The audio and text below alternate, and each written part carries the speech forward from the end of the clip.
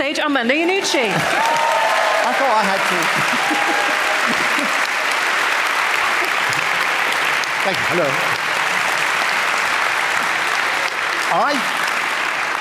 I thought I had to wait there until I was called. I was simply so eager for the limelight that I rushed out straight away. But I felt I was being chided for not coming on at the start there.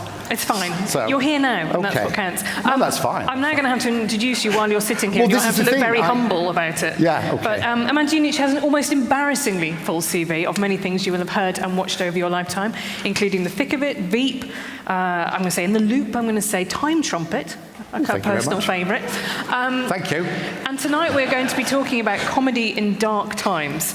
You also recently wrote a book of COVID verses, put on I'm going to say COVID panto, but that's lowballing it a bit, isn't it? It was a physical play. Yes. It started off as a poem about COVID and the Johnson era's approach to COVID. And then I did a stage version, because the poem itself I wrote before we even knew about parties that were going on at Number 10.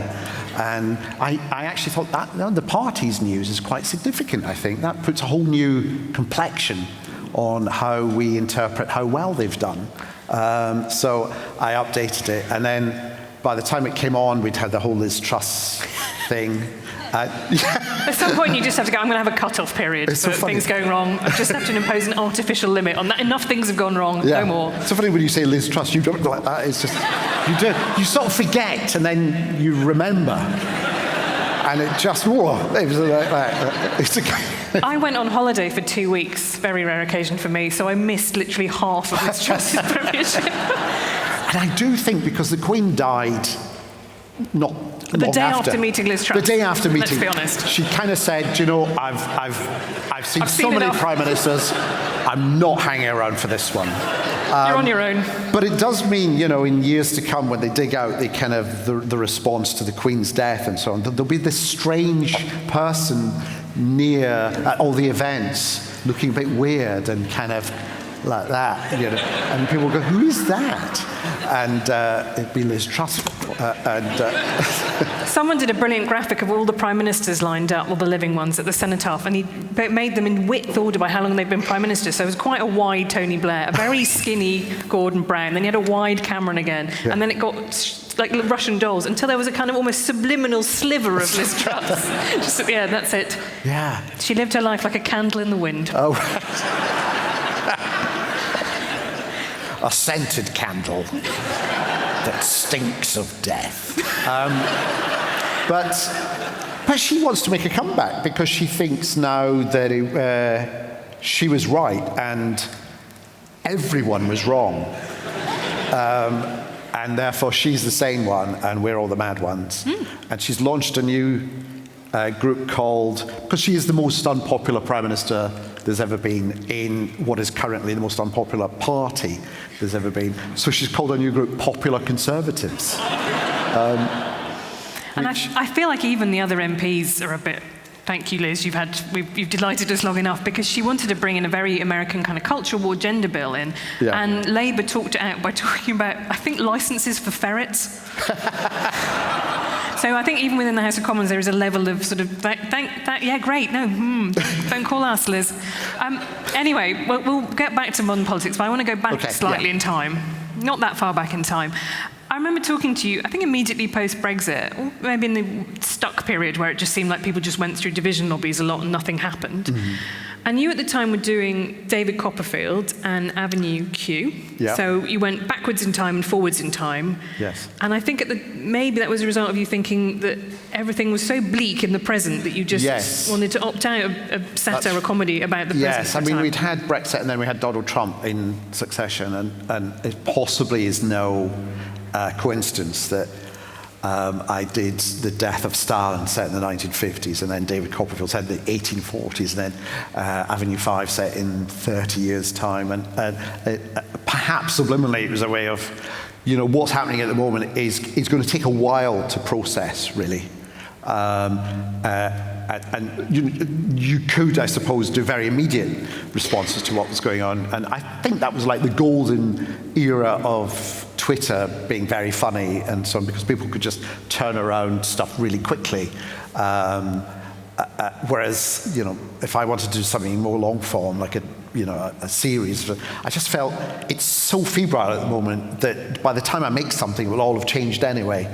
So, that I think I had that urge to just step back a bit and see, just take how we were behaving then as a sort of starting point for any project. And when you step back, what did you end up thinking about that period? Because I remember it was essentially the period that ended my career in political journalism.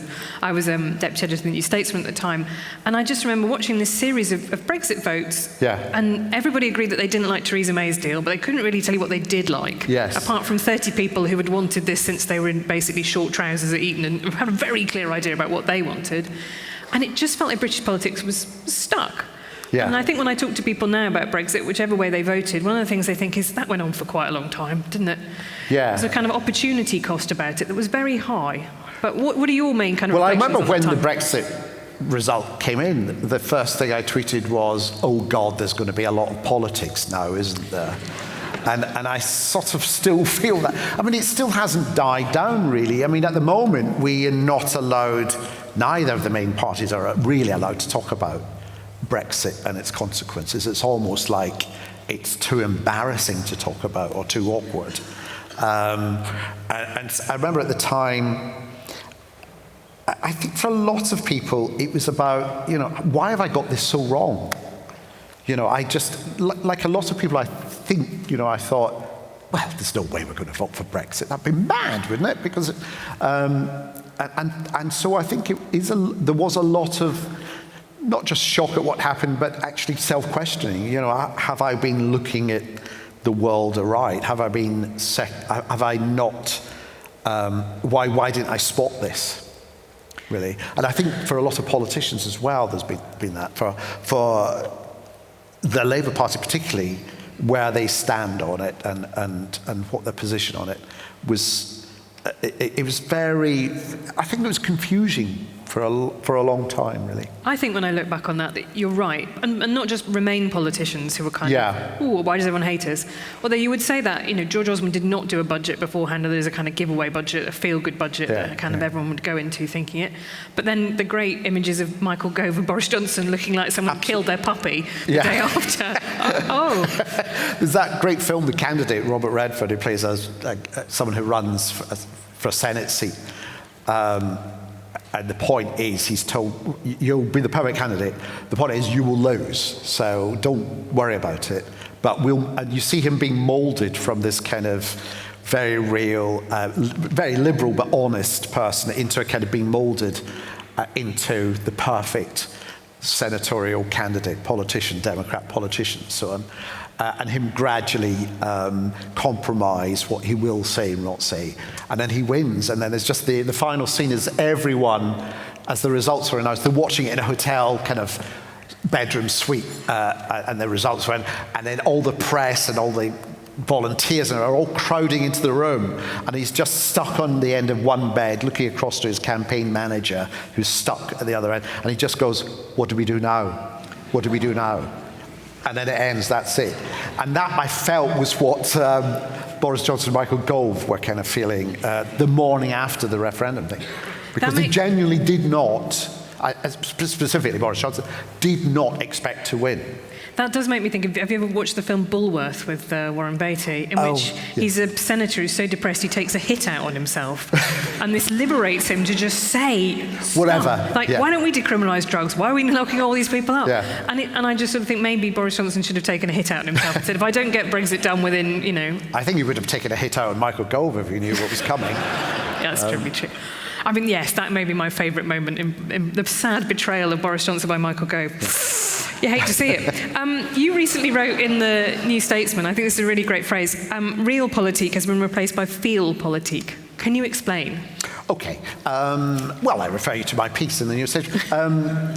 It's that thing of, and we mentioned Liz Truss Sorry. earlier, who, she was a prime example of it in that, when she was foreign secretary, she would go with her entourage, she would go to Australia to discuss a deal, but she spent most of her time trying to line up a shot under the Sydney harbour with a bicycle like that. and a Union Jack. That's what she spent the bulk of her time trying to organise for her Instagram account. And it's like politicians like her, like Boris and so on, they spend they spend the bulk of their time not so much dealing with stuff, but looking like they're dealing with stuff. Coming up with the image of someone who deals with stuff rather than actually dealing with stuff. Because the dealing with stuff is a bit boring and tedious and involves a bit of application and forethought.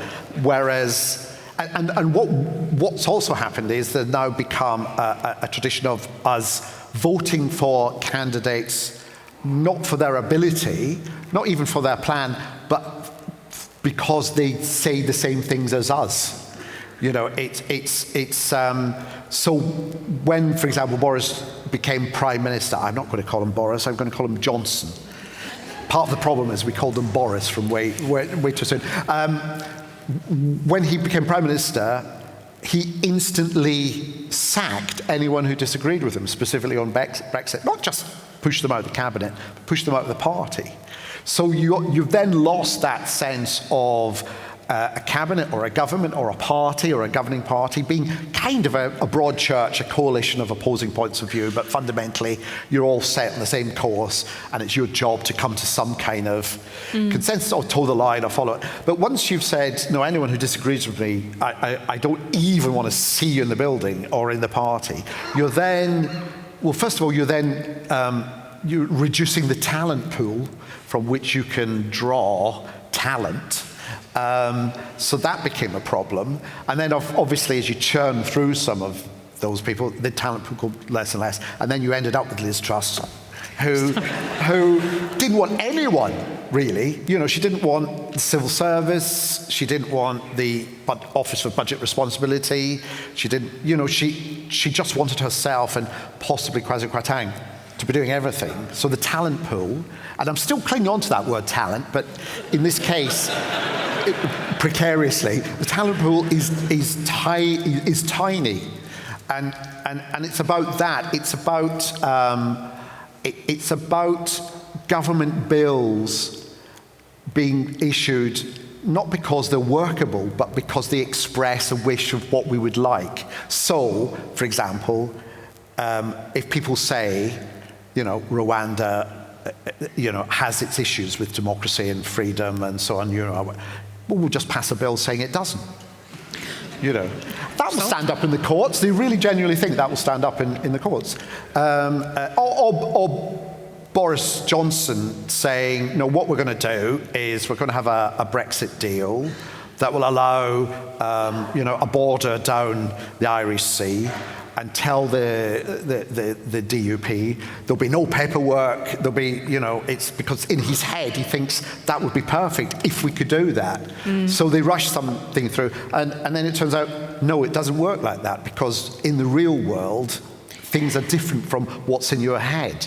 Yes. But what we're doing now is we're being drawn more and more to what's in certain politicians' heads, and whether they agree, if they agree more or less with what's in our head, we think, well, that will be fine. So we don't question whether they're capable of actually showing any kind of leadership, or what they're like in a crisis, or what they will do with something that cannot be predicted or cannot be planned for, like a pandemic, for example. I think one of the most horrifying true anecdotes that came out of the pandemic was Claire Watson, who was an aide in Number 10, said that when Boris Johnson got COVID, they had to make a, quote, puppy gate to keep him in the residence and not wandering into Number 10. And he would just...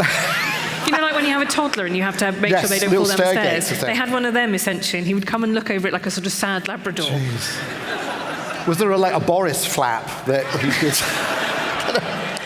But I just find that absolutely extraordinary. You want someone to lead the country who doesn't even have the self-control to sit quietly alone in a room. And part of the problem was that he really didn't agree with the COVID pandemic. He didn't agree with it. He thought it was rude to spread. And if he was a pandemic, he wouldn't spread. And therefore, that's how he's going to operate, in that it's fine. It's absolutely fine. And it will go away. And that was part of the problem. Yes, that didn't turn out to be true, did it, unfortunately? Yeah. I think the other thing I would probably pick up, and I'm interested in how you've reacted to this in your work, is that we entered a generation of politicians who self-ironized, who took the piss out of themselves, who got ahead of the mockery. I don't know, maybe this is my very wrong impression of the Victorian period, but I don't feel like Disraeli and Gladstone were kind of doing the equivalent of going on I'm a Celeb, whatever that was in the Victorian period. Hard to call. But you know what I mean? There is a weird thing about politicians now. They don't want to be the straight man and let other people do the commentary. Well, it's part of this, the politics of personality. We vote for the personality and whether they're what's in their head chimes with ours. They become their own kind of entertainers, don't they? They are all entertainers. Boris is an entertainer. Trump he's a salesman, isn't he? He's a presenter. He's a sales. It's all about, hey, I had the biggest crowd. I had people love me. It's about numbers. It's about sales. It's about hits. And so they are kind of, which is why also it's difficult to parody them, because they are a parody. They're of what a parody of themselves would look like, and then they do it almost to kind of like own it before anyone else can. So they're kind of, I call them self-basting satirists, in that they are kind of, so, and therefore, and it's part of their charm, if there is, is how they win, because people think, oh, politicians aren't like that. Politicians are very dry and a bit kind of contained, and they're probably not telling the truth, but they are so kind of outward, and they connect. And that's the thing. As entertainers, they connect. People talk about Boris Johnson. They talk about. I'm not sure Trump connects with any one particular person, but I know Johnson, and they said this of Bill Clinton, that when he came into a room, he would come up to you and you were made to feel like he was the only person you were interested in, until he then wandered away and talked to someone else. But for those, 10 seconds, you genuinely think, he thinks I'm incredible. Yes, do you think we're going to go away? We're going to go on holiday together. Yes. Yeah, it's been so fun, my new friend. But they used to say that one of Barack Obama's early nicknames was Money, because he was so good at charming people into donating to his campaigns. Right. Yes. And he's a relatively emotionally restrained politician. Yeah. But he was, when he turned it on, there was just something there. Yeah. I do remember meeting, it was before he was Prime Minister, the year before he was Prime Minister, Tony Blair, and we got a call saying that Tony Blair would like to be interviewed by Alan Partridge. Now, I was going to bring this up. Okay. Because in a way, Tony Blair is your fault. Well, I'm quite happy to take most of his record. I don't Sure Start, yes. Sure Start, Breakfast Clubs, all that. Not the invasion of Iraq. I don't think I planted that idea in his head. But, I'd be interested to see why you say that. Why? Because you wrote a sketch for him, didn't you? Or a sketch that he would be in. Yes. So the call came through saying it was the last Labour conference before the election. It was in Blackpool. Tony would like to be interviewed by Alan Partridge at a Labour youth event. Now, that already is very Partridge to me. Yeah. Hey, kids. All the words in that sentence are terrible, aren't they? And we thought, and Steve Kerr and I thought, okay, well, we'll write a kind of interview, kind of Alan interviewing Tony, and it'll be about, we'll make jokes about the EU and the Euro and whatever. And it was quite, it was about 10 minutes and quite dense. You had to be really quite adept at timing and everything. But he only saw it like 10 minutes before he went on. So I was already a bit concerned. And he'd come in and Alistair Campbell's it, and he'd go, right, so I say this, there's a thing about the Euro, Alistair?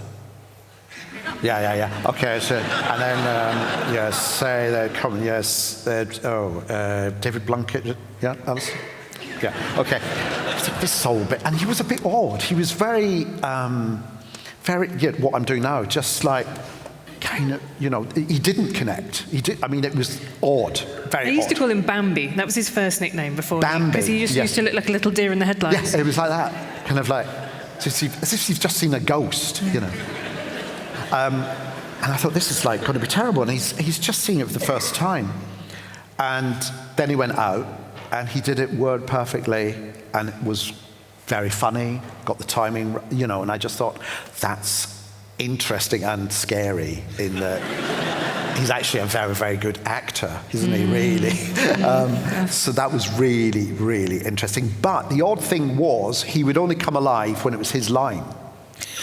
So, yeah. We've all worked with actors like that. So, exactly. So, I don't know, let's do, so you be Alan Partridge. I'll be Tony Blair. You don't have to do the material, but so he would go. So I'd ask you a question that would be something like, "What's in your manifesto for young people?" That's my Alan Partridge. Well, Alan, it's a good that you asked me that. Funny thing about the Euro and David Blunkett. Another question goes here. Well, Alan, the thing is that it was just the weirdest. Powering down. I know, it was just the weird. I don't know whether Alistair Campbell had a switch. So it just went from human to Blair, and just. It was just the weirdest thing, and I've never forgotten that. It's seared in my memory, that, yeah. Yeah, I remember he did a sketch that you and Catherine Tate, I think, have the honour of, this dubious honour of having written sketches for Tony Blair, and he did a bothered sketch with her as well, and in the end he just went, "Does my face look bothered?" And you were like, "Oh, that's very good." Yeah. And I thought it improves my truism about prime ministers. Tell me if you agree with this, which is that what people start off loving them for is what they end up hating them for. And Tony Blair looked very charming at the end. We went, "Oh, is it all just? It's all just an act." It's that, yes. I mean, again, the good things happened, I think, but that act was all part of the command and control that I think did so much damage to how government is run these days, that everything now runs out of number 10. It all runs from the Prime Minister's office. It's controlled by the Treasury. You have the Prime Ministers, under Blair and under Brown, they had this set of people called enforcers, which was a bit like the Dementors in Harry Potter, who would fan out across the ministries and just tell them how much money they had, what they were allowed to do, what they had to say, and so on. So it was all about that control thing. And therefore, and I suppose it started early under Thatcher, I suppose, but Blair and Campbell kind of perfected it. And then that gave you the model by which governments should then be run. So every prime minister coming in thought, well, I'll do it like that because that's how that we don't know. Which is fine if you're capable of doing that, of running the entire country yourself. But if you're not, which I'd say most of us aren't, that's what the entire infrastructure of other ministries, the civil service and so on, local government, regional government, that's what that's there for. But unfortunately, we now reach the stage where it's become this much more presidential thing, where a new prime minister, even one who isn't elected, so when Johnson first came in, unelected by us, but elected by his party. Then when Truss came in, unelected, but elected by a party, she just thought, I can rip everything up and start again because I'm now in complete charge. Yeah. And that is part of the problem. And it's added to that thing of everything being centralised, and therefore how difficult it is to get government to function properly and efficiently across the country. So you made Tony Blair cool to young people. Yeah. Let us move on to the second of your crimes, which is the fact that... by the way, I've just suddenly remembered, just the thing that kind of that complemented Tony Blair's kind of being switched on when needed is when we turned up at the venue, it was me and Steve Coogan, and Peter Mandelson was there, and he went, "Where's Alan Partridge?" And it sort of had to be explained to him that he was a fictional... I've been loving his documentaries. Yes, it's a fictional character, and yeah, I thought that was interesting. Anyway, yeah, you were saying my other crime. What's the Your other other crime is crime? that for everybody of my generation who was interested in politics, they went into politics and specifically the civil service hoping it would be like the thick of it, and indeed used to send text messages to me saying, it's just like the thick of it. Yes, I'm sorry about that. I mean, it wasn't meant to be like that. It was, I mean, the thick of it was meant to be, you know, I was a great fan of Yes Minister. If you go back and you watch Yes Minister, but it still stands up. It's the same old themes. It's, you know, Europe, cuts, the union, you know, this, am I environmental important? activism. His daughter becomes like a sort of badger activist. Yes. There's one great one where he finds out he's not on an IRA death list. And he's just kind of, he's just concerned about what that says about him. And that was great. And that was inspired by stories that people told, Anthony Jay and Jonathan Lynn, about what went on in the Callaghan administration and then in the early Thatcher period. And they just fed it in. And you know, they're great, but the model there, the setup there is slightly outmoded now, because the setup was about the senior minister, the senior civil servant trying to stop the minister from doing stuff, you know, make sure nothing happens. But I thought at the time, and this was in the 200s, the noughties, that the model now was nothing. The civil service would be slightly marginalised because all the aides had been put in, the political appointments. The special political advisors had been brought in, and they were running Which was all people I went to university with who were 25, and they were like, apparently I'm now in charge of the trains. Exactly. That was my, you know, when I did research, you know, I spoke to people and, you know, spoke to former ministers and civil servants and lobbyists and so on. That was a thing that completely shocked me, that a lot of the country is being run by 25-year-olds who are, you know, who don't yet know how to buy a house, but, you know, can, you know, draw. I met, when we were researching In the Loop, which involves the American government and the British government going into a war in a Middle Eastern country, I met a 27-year-old who'd got a degree in terrorism studies from Georgetown University in Washington, and consequently was sent to Iraq to help draw up the new constitution. And I mean, it's that. We did a module on it. Yeah. It's going to be fine. I know what I'm talking Didn't about. absolutely bang an essay that week. Stand back, I've got this one. I've got a constitution crisis. Can I have another week, please? I recently met Dominic Cummings for the BBC series that I'm doing for Radio 4. Congratulations. Yeah. No, because you're not going to like what I'm going to say next, which is that I actually found him oddly charming. Right. But I then had to ask him very rude questions like, what was that all about then? That didn't go well, did it? And you know, and I think it's very hard. Most of us are conflict averse, confrontation averse. And one thing I consistently run into is you meet people who you've written about in very rude terms, and they're obviously quite upset about it, and you feel bad if you're not a psychopath. Yeah. Unless, are you a psychopath? Not that I know of, but then would a psychopath know? I don't know.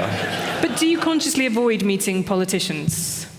Not consciously. I think some distance has to be kept. But it's not like I do impressions of current politics. It's not like I go out and I do. I'm trying to think of a current politician, but there's so.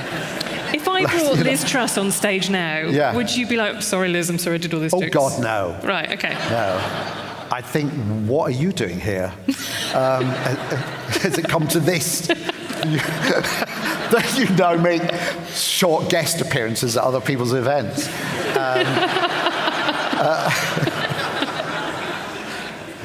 There's footage of her from about a month ago. She went over to a right-wing American convention. Was it CPAC or something? It was the Conservative Political Action Conference, which has now become a totally shriveled version of what it was and is a sort of weird... And she did a big kind of her version of a rousing speech, and then at the end, when people were expected to go, it just went quiet, and she just sort of shuffled her things and walked off.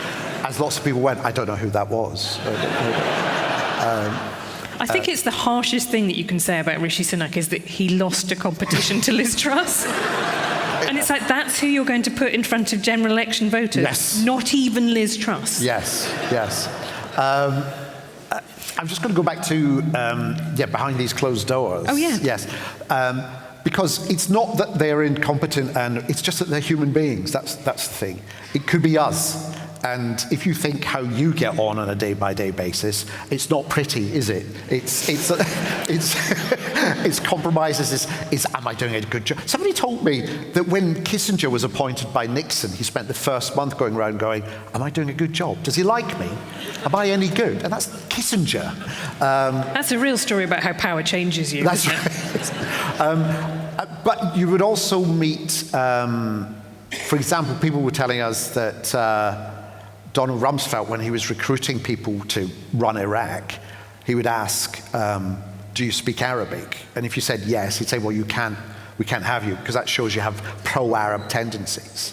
So it means that in the early days when America was running Iraq, it was full of people who didn't actually speak the language or understand the conventions, which sounds hilarious. And then, I don't know if you remember way back, there was about a period of the first 5 or 6 months, lots of, at checkpoints, American Marines telling cars to stop, and a car coming forward with a family in it, so them firing on the car thinking they're clearly terrorists. And that's because it took them a while for someone to point out that in Iraq, that means come forward. And it's just that, those little tiny administrative peccadillos, because someone's imposed their own personal. So it's not, that's how bad things happen. People don't wake up in the morning going, what bad can I do? It's just they wake up in the morning thinking, I think I've basically got a decent grasp on this, so I don't need to be questioned about it, do I? I'll just get on with it.